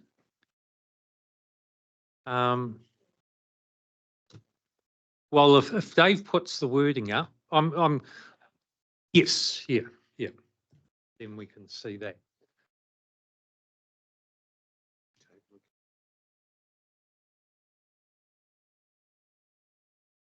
What I was suggesting is that once Roberts and the team have got the amendments, we'll have potentially a meeting, but it's not necessarily the next scheduled one. It might be some special meeting to actually consider the amended terms of reference. Well, I just don't want to leave things to our normal schedule.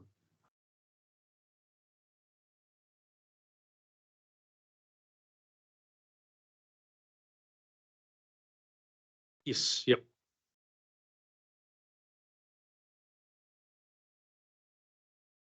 Happy to take comments Yeah. on the wording. Chair, just one question on this. So if Robert's starting work on, I guess, pulling together a team and things, but then our feedback changes the size of the scope, will we still retain flexibility in that regard?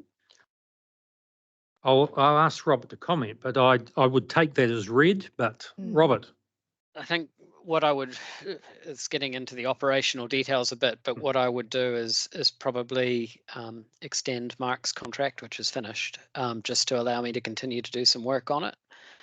And we'd start the thinking in the background. The way we're trying to deliver teams here is more seconded teams, not using consultants. So I can start the seconded team conversation with the partners first to understand what it is we would need to procure. Thank you. And I just wanted to ensure we weren't making a financial commitment that then, we're kind of stuck in a certain, on a certain path. Yeah, or down a drafting race where you then don't much opportunity. Yeah, no, it's more the issue about the sooner I can, if I am procuring consultants, the sooner I can start the procurement council process inside whichever council's administering this project for me, the better. And there can be caveats on that, Robert, until there is the final approval anyhow. Yeah. Liz, then Mayor Jackie. Oh, sorry, Bruce. Yeah. Yeah. I just want to make a comment. Yeah, I like the way it's heading now, because when we look at the document we've been reading, I'd say it's no surprise that some elements of it don't gel well with people sitting around the table at all, because when you look at the interviewees, they were all of a certain sort. They were highly in-house. They were basically people working for the institutions. And so I've got some different ideas too, and I'm glad that Sarah's put us on this track where we could actually get together and think more about the scope and the content of this review. And while I remember it, one typographical error in principle, LE. get the right principle. Yeah, we're not in school. No. Okay, now I've got Liz, and then me, Jackie, then me, Paula. Yeah, look, I just wanted to say, I also like the direction that this is heading in now. So I just wonder about whether, if we're given 2 weeks for feedback, whether the feedback needs to be wider than just this group. So just consider that. And yeah, happy with everything else.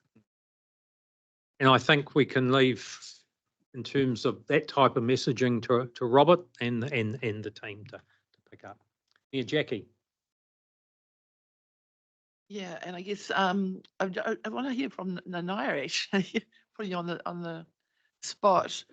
I mean, I guess I'd be a bit more comfortable about the timing a bit. I get where we're going. I think it's good to have a bit more time. I think if we're the ones to sign it off, then we're kind of been at the end of that track of the signing off as opposed to being brought along on the journey in terms of a key stakeholder, because great to have stakeholders, but then we did kind of like, then it's at us and then we're kind of making a decision when we're the decision makers, but weren't part of the scoping on the way kind of idea of that scope. So I'm thinking about the process and breaking my brain. Definitely agree for some more time. Not too much time, I agree. In principle, LE. But also, but I guess in terms of mana whenua, have you got anything to say? No, I'm just kind of interested in terms of that timing thing that you're talking about, Liz. Is like we've got JMA coming up and might be something that we'd want to put on our agenda. I have that conversation a bit just so they're aware of it anyway, and they're obviously invited to this table anyway. So just aware of, and if it's a scope, it's only a scope. We can change things as we go. A scope will bring in other things when the strategy is done. So I'm more comfortable in that space, but just really wanted to check with you, Nanaya. Is that all right, through the chair? Thank you. Look, I've actually been doing some emailing to a certain person and actually spoke to you about it in regards to trying implement it within the terms of reference. At the moment, we are halfway through scoping a water storage just above the where the water takes. It's for water care. It's been designed that takes water in winter time, not summer. It's not still water. It's designed so that the water keeps flowing, not like other storages. It's twice the size of that one in Auckland. Up north. And it's cheaper than the one up north that we're wanting to build. But I'm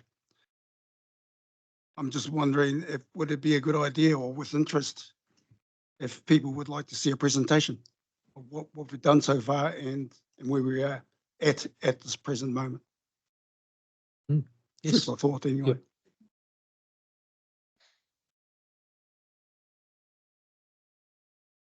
I think in discussion in terms of Lyndall and Robert, in terms of the person that be presenting it, the scope of it, he's actually doing the big job for Australia, helping them with their water.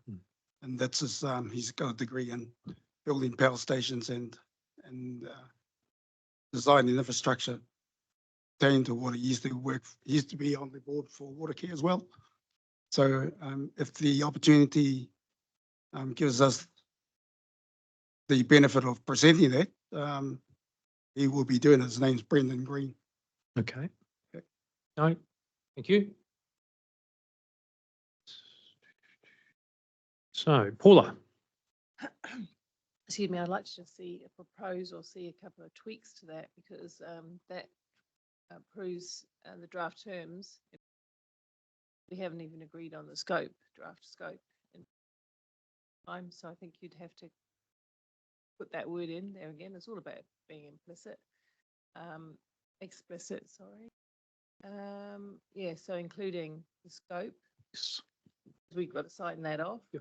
And I wonder if we could also note in there that they're included in that work is an implementation agreement Because we've been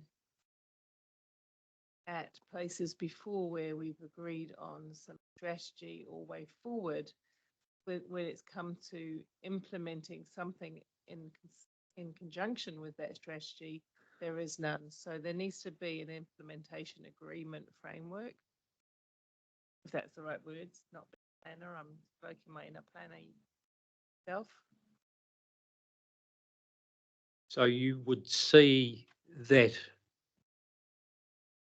can be noted, obviously, as part of the work in the terms of reference, but the implementation agreement would flow through as part of the final strategy. Is that?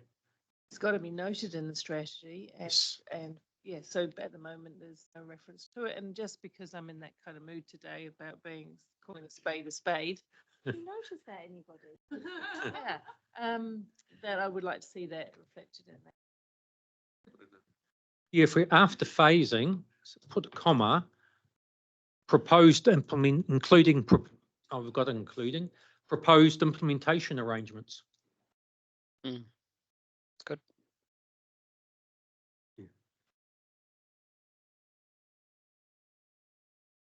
Okay. Anything else at this point? Mark, did you have a comment or, okay? Robert, any final comment in terms of what's before us? No, I'm comfortable with that. Okay. Just a question. Yeah, I don't disagree with what you're saying, Paula, on that. Because I'm trying to get my head around proposed implementation, because yeah, no point doing a plan without actually implementing it on that page. Just trying to figure out how that works in terms of the assumption when we do a plan or a strategy collectively, there's that we will try and implement it, but then am I committing my council to something that they haven't signed off in terms of an LTP or affordability or whatever? Just when I put, so yes, we do plans and we have a collective review forward and implementations intrinsic to that. So someone help me on how I'm figuring this out in terms of implementing and, you know, and also for future commitment, because this could take 3 years to come to I full. hear you, Jackie, but we are the delegates of the authority. I guess it's up to us to go back to our councils and get buy-in to that implementation. And it's really important to me because future terms of future elected members can take council's work off on a complete other tangent. Yeah. At least we're signalling here that at the end of this work, there will be a proposed implementation arrangement agreement formed from it. That we have an intention. How we socialise that with our councils is up to us, but at least we're aligned in that. Yeah. Which may include some processes to go through, obviously, because we can't commit a council through its LTP. But I do agree with the sentiments wholeheartedly. Yes. Because we can do strategy very well in this country, but when it comes to implementation. Yeah. So I'm totally on that page. Is just we want to be serious, show our seriousness to this. Yeah. Less talky more. But recognising that we don't have control of all of that. Right. And Thank you. each individual council has obligations. Okay. On that basis, do I have someone who's happy to move the amended? Sarah, moving. Seconder for that recommendation. James? There's nothing further. I will put that. All those in favour? Against? Carried. Thank you. But it was a really good conversation to have. Now, I'm just seeking some guidance from the people around the table. Lunch has arrived, but so we could break now, or we could carry on, finish the formal meeting, and then as part of lunch, we could then have the informal discussion on LTPs. People happy with that? Okay. Yes, so we'll now flip back, which Dave's reminded me, to item 7. And I think Mayor Jackie and Mayor Adrian had some questions in terms of that, if you can recall. Mine was more about an observation that it's really, really important with the comms and the optics and having that joined up approach so that everybody's on the same page. So that if one person is speaking, that everybody knows about it in the first place, because it's embarrassing when other people come to you and make comment, you know, nothing about it, or they start asking questions, well, who's this representing? So yeah, just really, really important to get our working together and comm strategy right. Point well made. Yeah, Jackie. Yeah, thank you. We picked up one of the points, where that's at 1A3 page of having all the plans and strategies, work program, whatever, on one page and having that infometrics. Yes. Yep. I think that's really, that was my concern of wanting to have that. And also that future-proof versus collab relationship at the operational level. Not sure how that works, or if it's talking to each other and what that looks like in terms of that operational thing. That was the other thing. And my third point was around, I think it was something that Sarah was talking about was, yeah, we've got our future-proof sub-region, then we've got our region in that middle of that golden triangle, and then there's those other people. So just making sure we kind of see those pieces as moving pieces, but focusing on the framework of the sub-region and, well, obviously our own individual councils within the framework of the future-proof framework within the regional the Waikato region and framework, and just kind of making sure that yeah, we understand those pieces and the complexities and the interrelationships, particularly things like water, which we've kind of gone over. So, yep, I'm very comfortable at the moment. Thank you. Okay, thank you. Mia Paula. Fine. Oh, okay. No, you just had your. Oh, sorry. I'm happy to move the room. Okay, thanks, Mayor Adrian. Move, second by Mayor Jackie. There's nothing further. I'll put that. All those in favour? Against, carried. Now we'll move to item 10, the draft GPS submission points. We have Robert's report commencing on page 90. Robert, anything that you would like to add at this point? So Lyndall, have you got that extra slide that I requested yesterday? All right. Sorry, Dave. So just this slide summarizes the conversations that have been going on at an officials level since the agenda closed, bearing in mind we're on a tight time frame. Submissions are due at the beginning of April. It's been made clear the minister is not interested in receiving submissions. Sorry, he is interested in receiving submissions. Freudian slip, interested in providing for extensions. So we do need to get something out the door. So these bullet points are just confirming those conversations with officials. So firstly, the submission is on behalf of the partner councils, and we should attempt to and will attempt to align what we're saying as future-proof with any submissions that the individual partner councils input. So I have a little official level governance group that's helping me out to do that cross-check. A specific thing that in providing that context, we need to include some maps in our submission, a map of the sub-region, and ideally the settlement pattern maps, particularly for that Southern Links bit of the network, and showing that Southern Links is a network solution. Because we are a little bit worried as officials that we'll get priority for Southern Links through, but all of the supporting infrastructure and improvements to public transport services and stuff like that that are necessary to deliver on the benefits of Southern Links won't happen, and therefore we'll have a hung piece of infrastructure that doesn't provide the government value for money. And the way the GPS is written, that is a possible path that we could find ourselves in if we don't make that network really, really clear. We wanted to raise the potential for value capture and different delivery models for Southern Links and get that acknowledged in the GPS.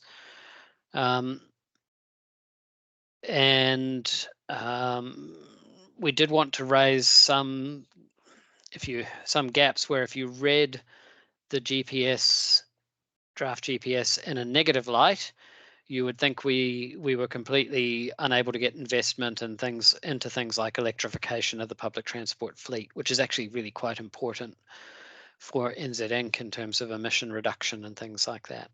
So we want to make that point strongly. And just note that for us as a growing region, just investing in road capacity doesn't actually deliver the housing and employment outcomes we need. We need a holistic investment package, and we need to wrap that up into our story, and hopefully get some tweaks to the way in which the GPS talks about both public transport and walking and cycling investment, to provide some confidence that if we have a good business case, it will get considered and invested in by Waka Kotahi.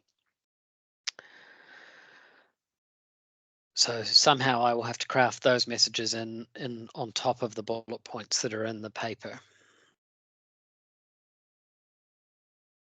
Okay. Angela. Yeah, thank you, Chair. Just before you start, I'd also, and I'll do this on David's behalf, in terms of the minutes noting that he didn't participate in the discussion on the GPS submission. So there's that clarity. And yeah, that was the only point I wanted to make at this stage. Angela. Yeah, thank you.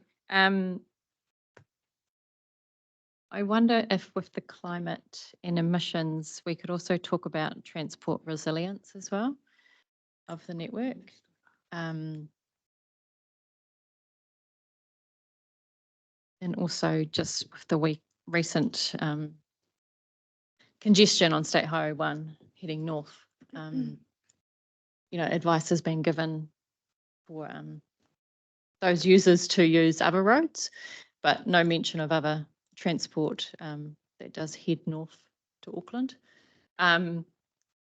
So perhaps, you know, alternative modes such as rail could have been suggested as an alternate way to travel if that fitted your timeline for travelling to Auckland to avoid Rangaruri. For instance, I was on the train yesterday and it was quite nice going past all the single lane traffic going north, and then the reverse coming back as well. Yeah, and the train was heavily patronised.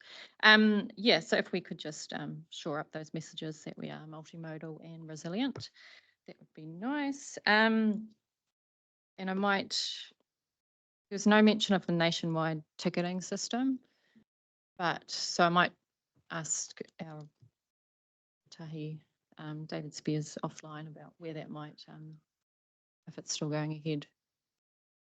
Nationwide ticketing. Yep. Thank you. Offline discussion. Okay. Sarah and then Carolyn. Thanks, Chair. My concern was just around Southern Links, and this may already kind of encapsulate it, but the GPS says all roads of significance, national significance, will be 4-laned grade separated highways. And I guess the issue is that at least part of Southern Links may actually need to be servicing a hope of housing rather than just being a through road kind of thing. So can we be really strong on the need for flexibility and around form and function? Absolutely. Yes, we need to be. Yeah. Cool. Thank you. It's if we get one change out of the submission, it would be, I feel we were successful if we got that change. Yeah. Okay. Thank you. I think David's going to provide some So I'm clarity. comfortable commenting on that one. That's entirely consistent with the form and function review that we've just done, which is totally a public document and actually makes that very suggestion that until we understand more about the land use decisions, that function of the State Highway 3 component into the back of Kahikatea Drive and Greenwood Street needs to stay a little bit plastic. So yeah, I think that's quite well worth noting. Thank you. Carolyn. Thank you. I did give consideration to potentially just in respect of building that resilience in our roading network and the signal to invest in better drainage as well, whether that should be factored in somewhere, because obviously that's building our resilient communities. And I just go to the point at 91 in respect of the walking and cycling networks. We obviously know that we need to have the narrative around economic outcomes and benefit, but I wonder if we're missing the mark there when there has been a very clear signal that there will be no further investment in walking and cycleways. By including it in our submission, do we run a risk of potentially losing some credibility of not listening?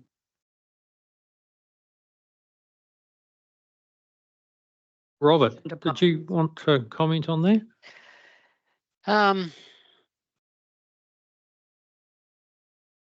I think it's how we couch it. So the emphasis and the strategy is about in the front of the GPS is about making space for houses and infrastructure and economic development. The direction in the GPS actually would mean that we would not have government assistance to ensure that new housing areas that were opened up provided walking and cycling access. They would be completely car dependent. So what we're saying is, okay, we get that you don't want to invest in new cycleways in the established urban areas. So school links is an example that we've talked about before would be unlikely under the GPS settings to get further investment in Hamilton. But if we're thinking about new growth areas, new urban areas in anywhere in the region, we need a holistic investment, and somehow we've got to get that messaging aside. Otherwise, we're just creating communities that are completely car dependent. And we're putting in a whole lot of investment, putting off a whole lot of investment that will be a lot more expensive to make retrospectively. The government may not want to hear that message, but it's kind of taking a very blinkered approach, to be honest, at the moment to the GPS. It's kind of, it needs to be a bit more nuanced. And so if we can get them to think at least about our growth areas and how we provide connected walking and cycling to our growth areas, I think that's something they can get their heads around. No, thank you. Now I've got Sarah, then Mayor Paula. Oh, sorry. Okay, Mayor Paula. Just in terms of government's new direction for mode shift and cycling and walking and so on, I don't think we've got to be really careful, because politics comes and goes, to just throw the baby out with the bathwater. And I think what they're doing at the moment is flexing their muscles over some of the projects that they don't see the value in fact see disruption from their lens at this point in time. I do think, however, we need to stay, if we're serious about emissions and other things and good urban planning, we need to make sure that it's still reflected in our submission quite strongly. In terms of if you look at what we could do, for example, at Peacock, where we can put bikes on pipes and other cycling infrastructure as part of the development as it forms, and therefore lift the uptake of cycling, potentially lift the economic value of those properties because they have all these facilities on their doorstep and people like that. That certainly happened in Rotuna with the school there. So I do think we need to be really clear and also continue in a nice way to point out to them, and I was on a call with the RMA reform group before, the need to integrate all parts of their policy. So on the one hand, you know, medium density residential standards, but no car parks necessarily required. Therefore, how does that fit with the alternative modes and being able to provide for those? Yeah, I'm just nervous because it's been a bit of a, speed bumps, for example, have been a big political beat up. There may be some that haven't been in the right place, in the right way, whatever, it doesn't matter. It's got captured in an unhelpful way. Let's keep our view on the big vision of it. which is we do need to still promote PT and cycling and walking strategies, especially get them first rate in our new areas. And we still need to retrofit some parts of our community where and as we can. So we shouldn't abdicate them from this responsibility in this. There you go. It's me. Yeah, Jackie. Violently agree. But I think it's just, yeah, I guess what you said is it's a tone. We should help the government to understand the short, medium and long-term opportunities and implications and directions that we should go in terms of good planning and modal transport shifts. And I guess it's easier and maybe more affordable and more effective in when we're talking urban, when I'm talking about, when I think of my Huntley being an urban area and the whole area is only 8,000 people, including everybody lives, out over the hills, as opposed to urban downtown, so I think there's nuances in terms of definitely should be in there.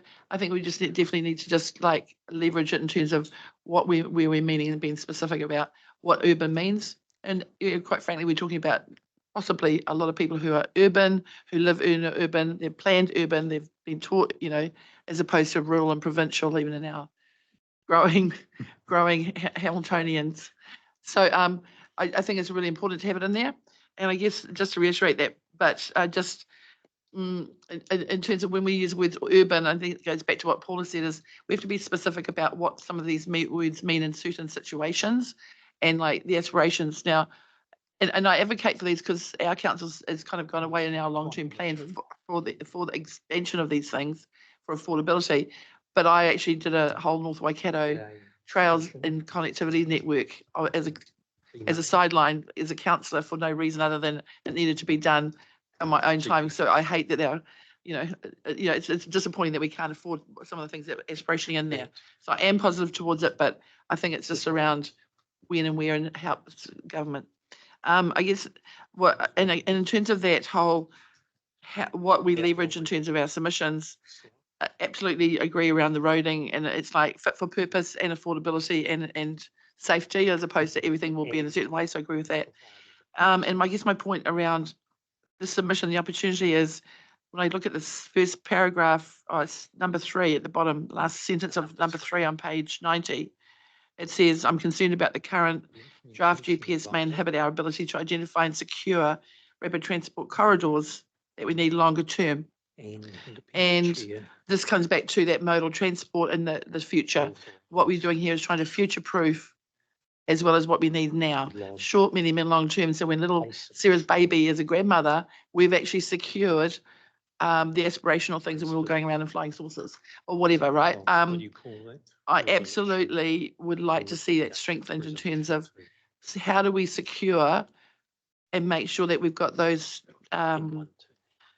infrastructure lines in place, like an easement for one of word, because I'm not a planner, easements in place so that when we can and when we need, they are there, even if it's 50 years in the future or 20 years in the future. I think that absolutely we want to enhance our ability to future-proof where these corridors are. And if we don't need some in 50 years' time, get rid of them. But if we don't have them, they're very hard to find. And again, I go back to the Infrastructure Commission saying in terms of, corridors into Wellington City, where 30 years ago they were there, and they're not there anymore, and they never will be now because they weren't secured. So I think in terms of future-proofing, our modal transport is a key area of putting those lines on that piece of paper and protecting them is an area that's an opportunity. Thanks, Mayor Jackie. Now, there's no further questions. I'll ask Robert, did you have some further commentary? Because I've got a no, nothing further from me. That's really good. That helps me kind of target where I will strengthen text. Okay, so Dave, if you can put up a draft recommendations for the committee to consider. So one is to receive the report. I've added in a couple, that a submission be made to the GPS that incorporates the matters outlined on the PowerPoint slide and provided at the meeting, and that future-proof implementation advisor and independent chair be authorised to lodge a submission on the basis of 2 above. Okay, thanks. Mayor Susan has moved that, seconded by Mayor Adrian. there's nothing further, I'll put that. All those in favour? Against? Carried. We'll move to the next item is the future-proof FDS update, special consultative process. There's a report on the agenda. I will note that the hearings are next week. So if anyone has a desire to make a comment, that is fine, but not an opinion in terms of those matters that we are going to hear on. Yes. Yes, thank you. Jackie. Seconded by Liz. There's nothing further. I'll put that. All those in favour? Against? Carried. And then last item on the formal agenda, there is a very brief report on page 96. No, not 96. It's got the wrong one. It's page 101. And it was just picking up on some matters I've been involved in the last month or so. Just an update in terms of the invitation that's gone to ministers.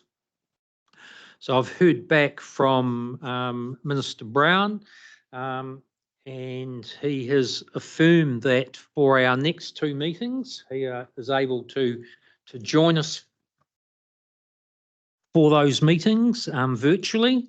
I'm still waiting to hear from Minister Bishop and Minister Potaka in terms of, I think there's some discussions going on in terms of one's Minister of Housing, one's Associate Minister. Thank you. Been moved by Mayor Jackie, seconded. You're going to second by Mayor Paula. Any further discussion, questions? Angela? Not sure if now is the time. Maybe Do you want over to lunch. leave? Okay. Okay, if there's nothing further, I'll put that recommendation to receive the report. All in favour? Against? Carried. So just before we go, I'll hand to Nanaya for the closing karakia. In terms of the informal discussion on LTPs, Robert, what have you got planned for us on that? There we are. So the plan is, I'm actually in the hands of your officials. The plan was just like we did the last time, a bit of a round table of where everyone is at with their LTPs, any key issues that you want to raise in terms of alignment with Future Proof or alignment with partners. It's really just an opportunity for us, recognising we don't get together very often, to have that information sharing and exchange across the partners. Okay. And I would have choreographed it a bit better, but for being out of action this week. What did you have in mind in terms of time frame to do that? Obviously, once we've once the meeting's closed, but before lunch. So last time around, it took us about 15 or 20 minutes once we talked through each of the partners, and it generated a bunch of conversation. But it's in your hands, really. Okay. I think we might, because if we break for lunch and then it's hard getting back people. So I think we'll progress with that 15 to 20 minutes. And I think, Sarah, you wanted to talk about the fast track legislation. So we'll do that. We'll do the LTPs and then have a quick discussion on that. And then we'll finish and have lunch. So that's the plan forward. Nanaya, would you like to close for us, please?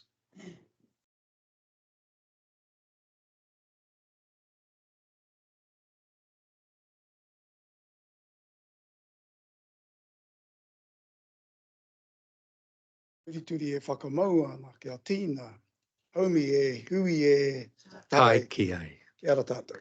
Kia ora. Okay, we will now move straight into the formal meeting's closed. We're offline.